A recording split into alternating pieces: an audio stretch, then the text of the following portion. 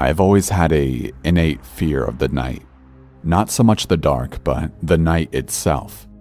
As a child, my imagination was overcome with stories of creatures that come alive at night and the safety offered by a house and light. I never had anything to base this fear on, until a night when I decided to go with a buddy of mine to a baseball game and got stuck at a light at 2 a.m. after dropping him off at home. Of course, that night, the game went into extra innings, and so I didn't get a chance to drop my friend off back home until well after 1 a.m.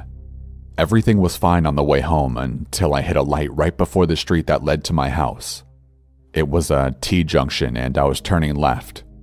The light is one of those that you think is broken until it finally turns green right when you finally decide to just run it.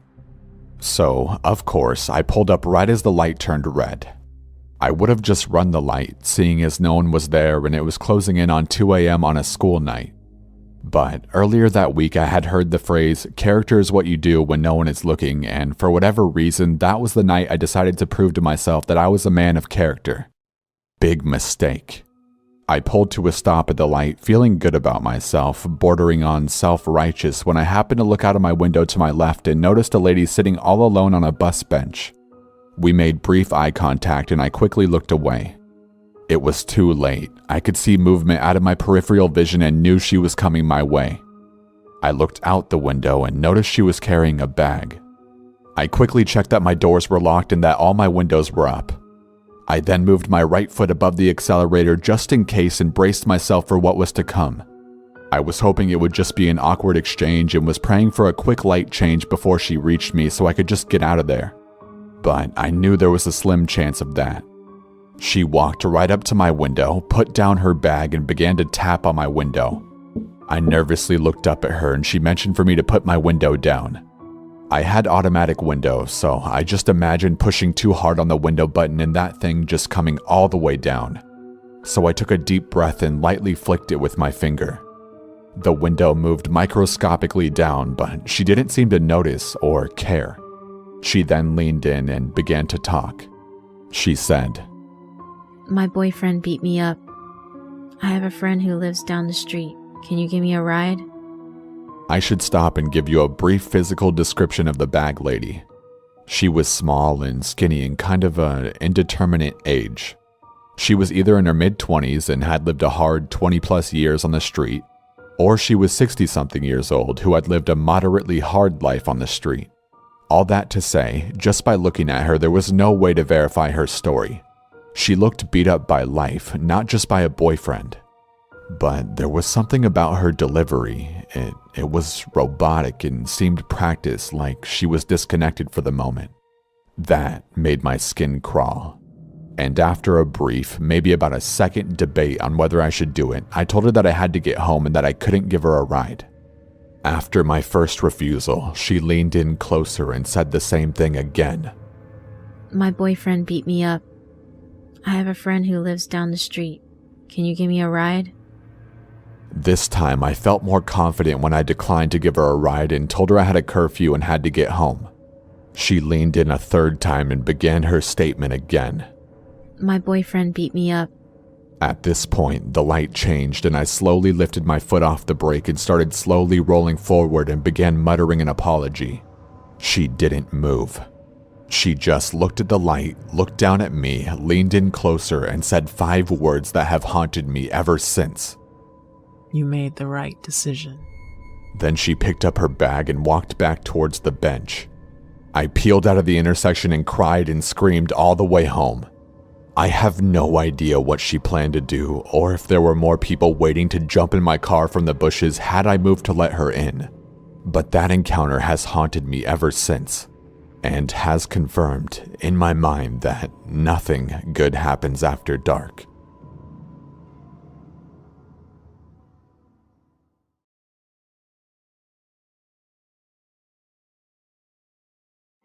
I was on an equestrian team throughout middle school with about 9 other girls. My coach's name was Deborah, and one of the most awesome things about Deborah was that she'd always take our teams on reward trips or events. Trips included outings such as movies, water park dates, or just barn sleepovers. This particular trip was a trail ride overnight. We were ecstatic as trail overnights were only a summer thing and it was one of the first ones of the year. Basically, a trail overnight was a weekend that we would go on a 3-day-long trail ride. We'd pack a bag or two, meet up on Friday morning at the stable, load up our horses and bags into the 3 trailers, and be on our way. That was exactly how it happened this particular trip. Everything went exactly as it should have, and we set off to a trail near the Sleeping Bear Dunes as I live in rural Michigan. Things got odd a few hours into the trip. We had all left at about 7 in the morning, so that left us with plenty of daylight to do fun stuff after we got settled into the campsite. Deb had us all saddle up to go along the Lakeshore Trail.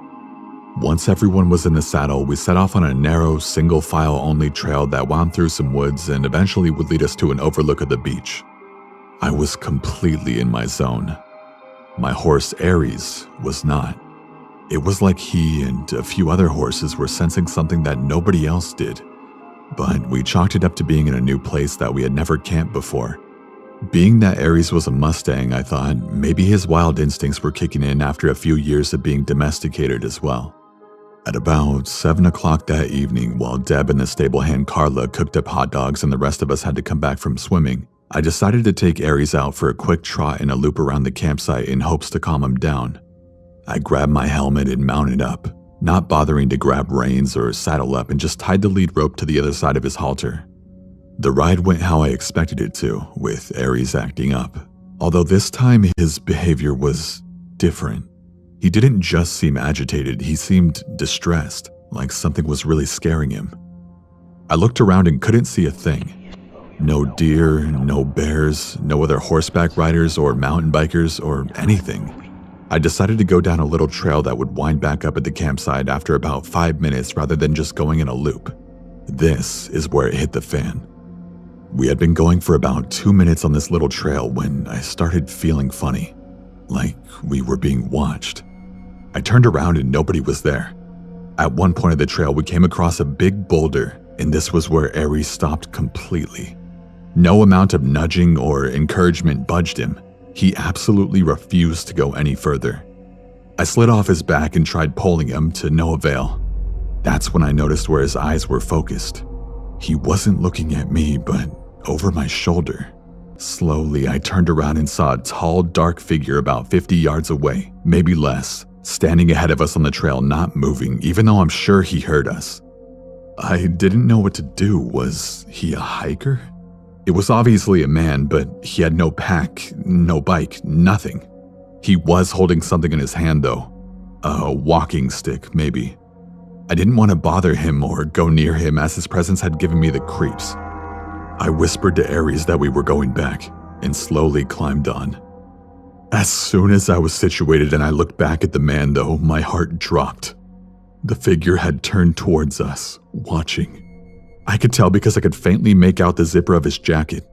There was no doubt he had seen and heard us, so there was no point in trying to be subtle. I offered a wave, trying to signal I was out of there and wouldn't be a bother. Aries was more than happy to oblige. When I looked back again, my heart dropped even further and I froze. The figure was getting larger. The man was chasing us, running at full speed. I saw what was in his hand, a machete? It couldn't be, but it sure looked like some kind of weapon. I said Aries' name loudly in fear, and he knew what I wanted. He kicked into overdrive as the man had caught up to about 10 yards away from us. Mustangs are fast, and Aries was no exception. That made hanging on without a saddle a bit difficult, but I somehow knew that if I fell, my life was over. And just my luck, I did fall. Aries had put some distance between us and the man to where I could no longer hear or see him, but it didn't take long for the machete guy to come within hearing range. The man came up over the hill of the trail and spotted me immediately. I knew I was doomed. The man started towards me, and before I could bolt, I heard the thundering sound of hooves speeding in my direction. The man, although I couldn't see his face beneath the hood of his jacket, I could tell he was looking behind me. I turned too and had to dive out of the way. Aries was speeding towards the man in like a freight train. I couldn't believe what I saw. Before the guy could dive out of the way, Aries struck him with full force and trampled him, making the guy yell out in pain. He lay there limply, more than likely a bone or two was broken. Aries was big for a Mustang, and being hit and run over by any horse isn't going to leave you without injury. Aries disappeared over the hill for a second, then came back and ran the man over a second time. He stopped long enough for me to scramble onto his back and we sped to the campsite. I told Deb and the rest of the group that we needed to call the police and get the hell out of there. As soon as I told Deb, she had us pack our stuff up and get in the trailer and trucks while she called the police. They didn't take too long to arrive, as there were usually some scouting around the area we were in. I told them everything that had happened, and that the man may still be laying where we had left him because Aries had trampled him pretty badly. We didn't stick around long enough to find out, but we learned that the guy I had encountered had previously been arrested for assault with intent to kill. How he had gotten into the woods, I'll never have any clue. I do know that I owe my life to my horse, as I wouldn't be here to tell this story had I not been with him. People say horses are dumb animals, but I think Mustangs are different. I think if Aries had not been wild before, he wouldn't have been able to recognize the threat. Anyway, that's my story. If there are any fellow riders out there, or even just hikers or mountain bikers, whatever you might do on the trail, I recommend you don't go do it alone.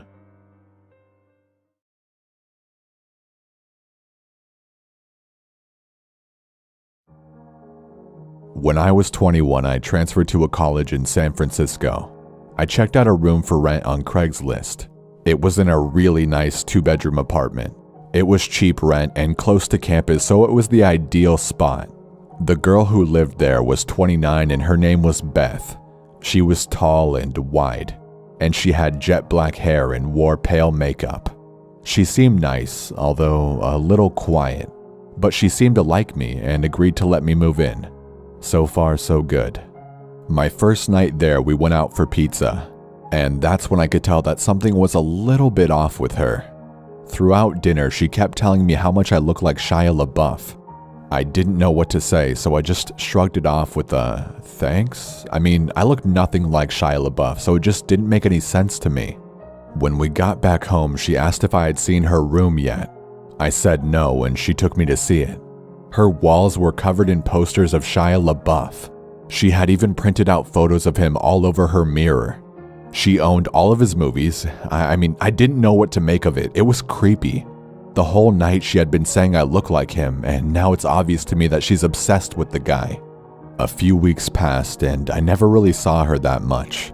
We didn't spend any time together, really. She would come home from work and practically run to her room. She would spend the whole night in there. She had this really creepy high-pitched giggle, and I would hear her giggling through the walls at night. I wondered what the hell she could possibly be doing.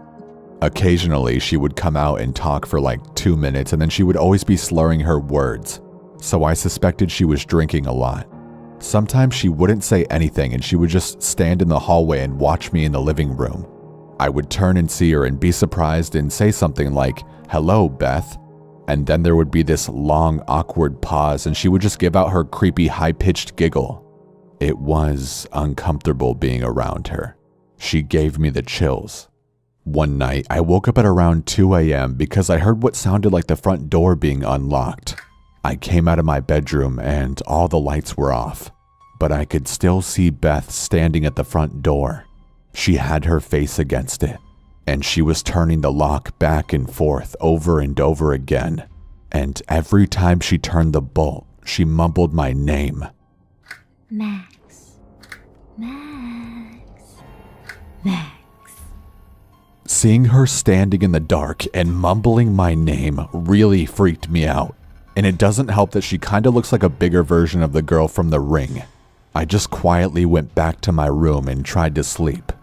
One night, I was watching Gladiator and she stumbled out of her room and turned on the living room light, forcing me to pause the movie, which was annoying. She then asked me if I wanted to hear about her ex-boyfriend. It was an uneasy segue into the topic, but I just said sure and then awkwardly sat back to listen to her. 10 minutes into her story and she was extremely riled up. She was screaming at the top of her lungs about their breakup. I was worried that the neighbors were going to call the cops, and she wasn't listening to me when I was asking her to lower the volume. Amidst all of her screaming, one thing she said really freaked me out. She was in such a fit and she yelled that she'll slit his fucking throat. That was a big game changer. Suddenly, I had no idea what this girl was capable of. I mean, she was practically a stranger, and everything I had seen was becoming alarmingly disturbing. After a few more minutes, she told me thanks for listening and started doing her giggle. I got out of there pretty fast and went to my room to go to sleep. I had a pretty unsettling feeling about being in the house with her. And what's worse is that there was no lock on my bedroom door. I pushed the edge of my dresser in front of it to act as like a little barricade. I woke up in the middle of the night to the sound of my dresser scraping against the floor. Beth was pushing the door open. I turned on my light, shouting at her to stop. I could see her through the opening of the door. She was so drunk and had this insane look in her eyes. I pushed the door closed and yelled at her to go to bed. I could hear her walk back to her room, but I couldn't fall back asleep. The next morning when I went out into the hallway, my heart dropped. I saw that one of her steak knives was on the floor by my door. I got goosebumps all over my arms. All I could think about was her saying she would slit that guy's throat. I confronted her about it, and she said she didn't remember trying to push my door open. She said she didn't even remember telling me about her ex. I had enough. My lease was month to month, so I found a new spot and moved out. About a month after I moved out, she contacted me. I was at the movies and my phone was off. When I got out, I turned my phone on. And to my shock, I received 40+ text messages that she had sent me over the past 2 hours. They were all just insane texts that ranged from everything between, "Hi, how are you?" to "I fucking hate you." It was insane. I didn't respond, and I never heard from her again. I always wonder, if I hadn't set my dresser in front of my door, would she have quietly crept into my room and slit my throat? It freaks me out.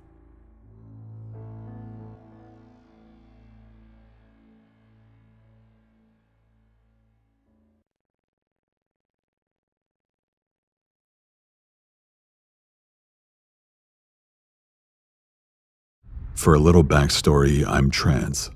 I try to present as male as best as I can, but it's still pretty obvious that I'm biologically female. I have short hair and I wear guy clothes, but I have a very unmistakably female face. I also live in a very religious area, so it's not a very common or accepted thing. One of our neighbors is a priest, but he's very accepting and his house is a bit like a second home for me, because I think of him like one of my grandparents and he sees me as a grandson. Anyway, I was walking home from school during the winter a few years ago and it had started snowing. Needless to say, it was pretty damn cold and I was miserable. The wind felt like it ignored my clothes and chilled me right to the bone. It was hard to hurry because the freezing wind made my muscles really stiff. I was only maybe a quarter of the way home when a car slowed down and pulled up next to me. It was just a little old lady. She looked nice enough, and at this point I was willing to do anything to get out of walking another 3 miles in the cold. So I got in when she offered to give me a ride.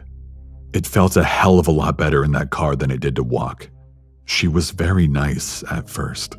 She prattled on about how her grandchildren went to the same school as me, talked about how lucky we were to live in such a nice Christian community, and so on. When she started on about being a good Christian, about how much she loved Jesus, I was a bit uncomfortable, but I didn't say anything. After all, even though I'm not a Christian myself, it isn't my place to say anything about religion. Believe what you believe and all that.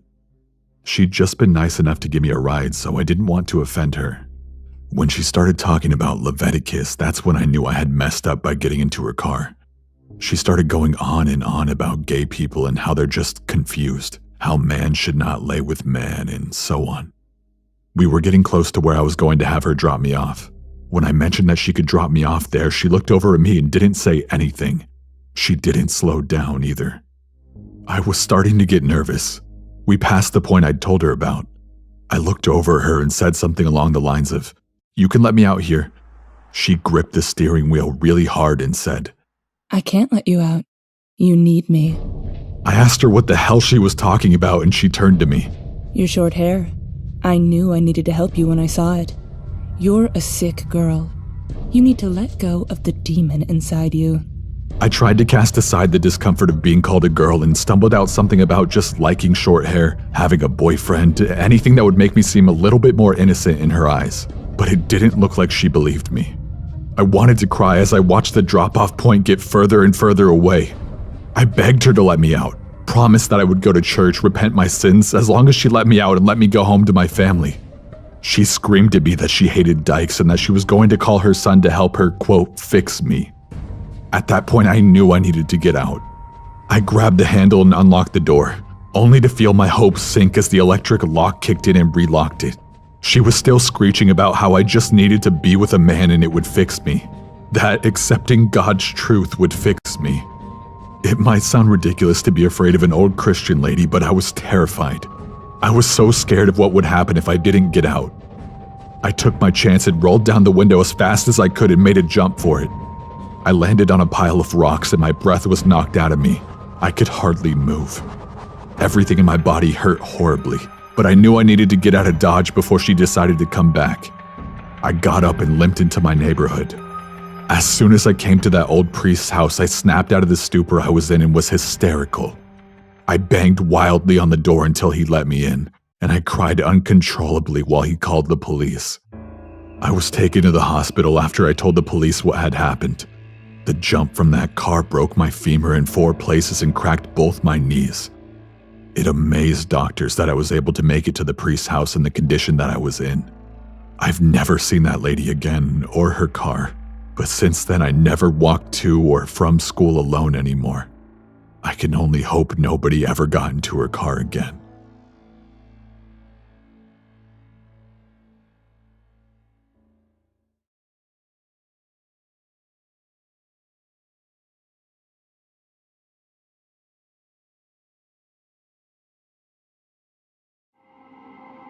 So, I've been watching a YouTube series about deep web exploration.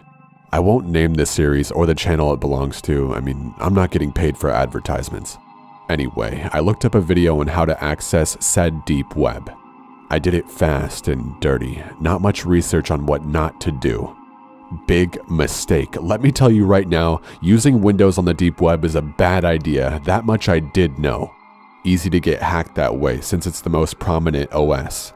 I know you can boot up a live USB on a Linux clone OS. A simple Google search can tell you how to do that.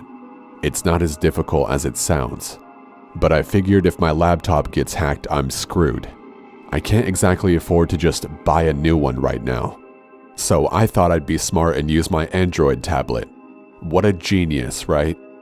Yeah, I know. I'm an idiot. So a few VPN apps later and I'm surfing the deep web, looking around like a little kid in an adult store. I have no clue what any of it means, but I'm interested in it all. I'm aware you can find a lot of snuff and pedo rings, so I treaded carefully. Unfortunately, I stumbled upon one of the two. I'm not going to say which, but it made me sick to my stomach and I nearly quit then and there. In fact, I did, for a few minutes. I chalked it up to bad luck and resolved to be more careful. I'm not into that shit, not by a long shot. I'm not some deviant with fetishes for snuff or kids. Jeez, man.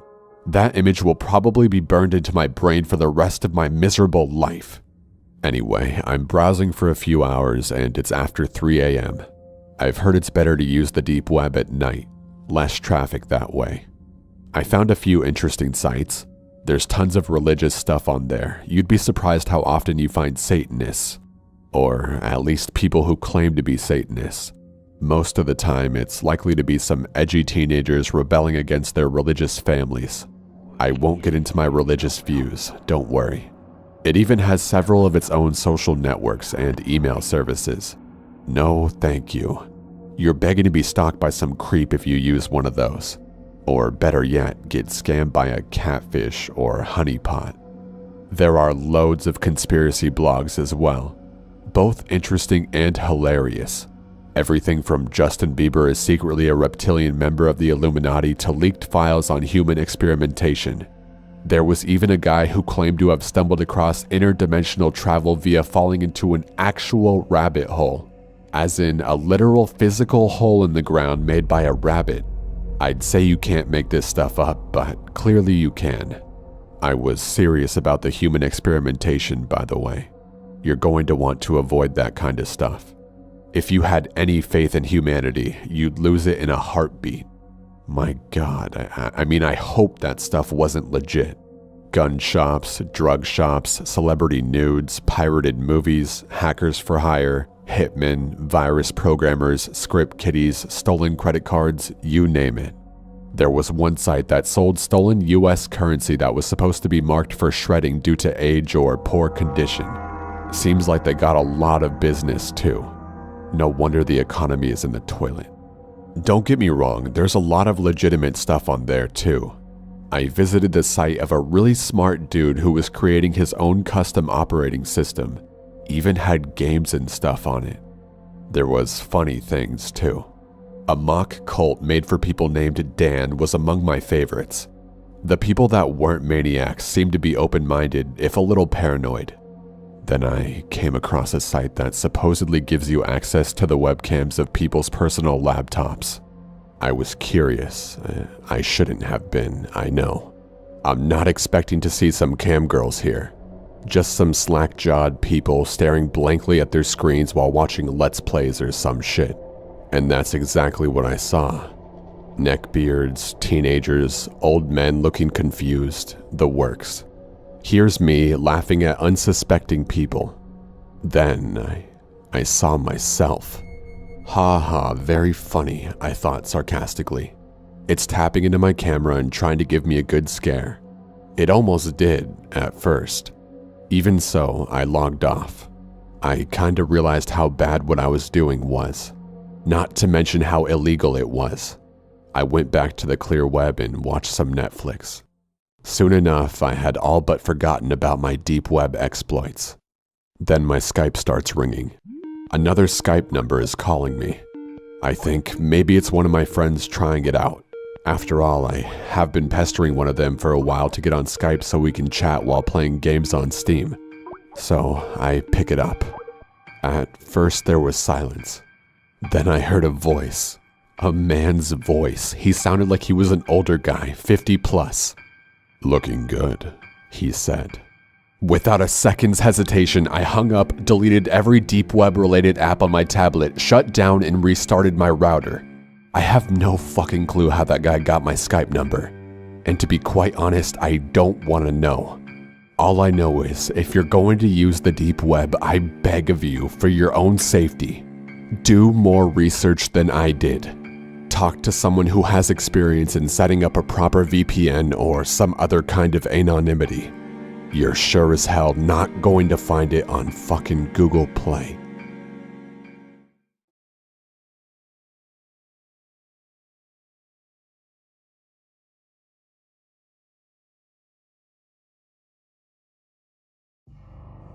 My name is Corey, and I've spent a lot, and I mean a lot of time camping, hiking, and hunting. I've seen all kinds of predators, and I've been in some sticky situations. Everything from a tornado heading my way to being tailed by some bears, so I don't exactly frighten easily. This past July, I was out camping near my family's farm in western Iowa, along with my girlfriend Alexa, my best friend Jason, and his new girlfriend, Samantha. Samantha actually had never been camping before, let alone more than a mile off the trail in the middle of a forest. She was understandably nervous, but we were watching out for her. We do have to watch out for prairie rattlers, poison ivy, and even mountain lions in this part of the state. We made camp in a clearing on top of a small hill with a few trees, but we were deep in the woods to be sure. We arrived to make camp, eat, drink, and went to bed by midnight. Nobody had any injury besides a few mosquito bites. Everything was going according to plan until suddenly I woke up to the sound of Samantha screaming at the top of her lungs. I just couldn't believe how loud she was screaming. It was actually insane. I woke up, I guess at the same time as Alexa, grabbed my light and my Glock and ran out. I told her to stay in our tent just in case. Jason was already trying to comfort Samantha, and she was talking, almost babbling about something huge walking through camp and scratching at the tent and making a terrible sound. I told her it could have been a coyote or even a mountain lion. What little food and trash we did have was outside of the camp area, so that wasn't an issue. But I assured her that I would stay up and light the fire again. That I would take turns with Jason watching the fire because our movement and the fire should scare anything away. This seemed to comfort her, and she actually went to sleep in with Alexa. Jason and I both stayed awake, talking quietly, watching the fire and checking around camp for tracks and signs. We couldn't see anything obviously wrong or suspicious. It certainly could have been a mountain lion, and this did have me on edge with the girls there. About 30 minutes had passed and Jason walked just out of the firelight to take a leak. He was off to my left, my tent across the fire in front of me, and Jason's tent behind me. There, off to my empty right, I saw something and heard a large crunch. Jason heard it also and was practically still pulling up his pants, running towards the fire. "What the hell was that? That is big," he said. I know, it could be a big cat. Better get your 44 out of your bag too and get that bright tack light," I told him. He returned with those items and we waited to illuminate whichever area we heard more movement from next. Then we heard a crunch and a snap. More movement almost directly behind us. We stood up simultaneously and spun around, turning the brightest light on. For just a second, we saw what almost looked like a gorilla-sized and shaped figure disappear back into the trees. At this point, I'm trying to keep it together and Jason is just frozen. I tell him to snap out of it and that we need to get the fire to grow. Once the fire is larger, we both need to take a position, one in front and one in the back of the tent to protect the girls. We heard this awful grumbling and growling sound for the rest of the night. I have never heard anything like it. And large crunching and snapping sounds continued to emanate from the woods behind Jason's tent and really all around us. Periodically, we would see something move either to our left or right in the clearing just outside the trees. I kept the fire going. I actually had the fire pretty enormous by the end of the night. As soon as the sun started coming up, we packed up. On our way out, we saw large prints in the mud down by a small stream at the base of the hill we were camped on top of. I can't really say anything other than the fact that they basically looked like a huge man's prints. The thing we saw was definitely not a man. I don't know what it was. I don't know if it was going to hurt us. I don't know if it was Bigfoot. Frankly, I don't want to know.